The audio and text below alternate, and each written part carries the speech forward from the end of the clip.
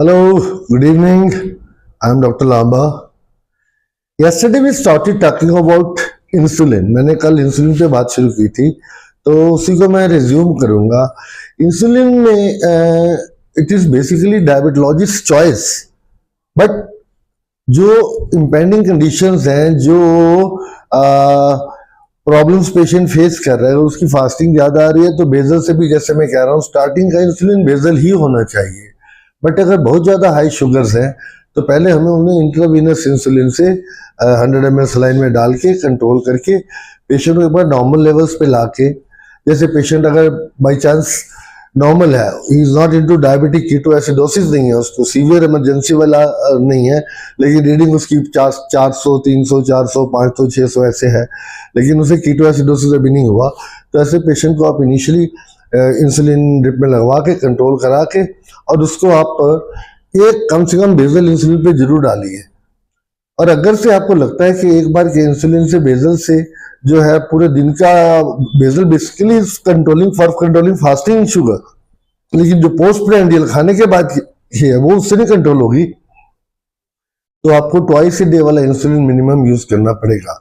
और उसमें भी बेस्ट रहेगा अगर आप बेजल बोलस कॉम्बिनेशन यूज कीजिए, जिसमें आप रैपिड और बेजल, रैपिड में लिस्प्रो, एस्पार्ट, ये आप यूज कर सकते हैं, जिनकी ड्यूरेशन ऑफ एक्शन 4 से 6 घंटे में खत्म हो जाती है.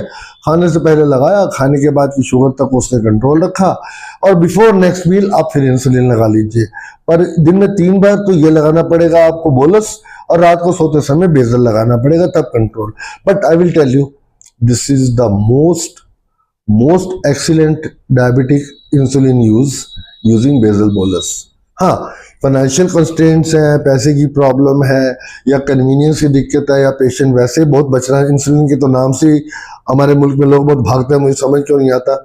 कल मेरा एक बड़ा अच्छा फ्रेंड है जिसको कि लीवर प्रॉब्लम हो रखी है अच्छी खासी, और उसका डायबिटीज अभी डायग्नोज हुई है, 3 महीने पहले नहीं थी उसको.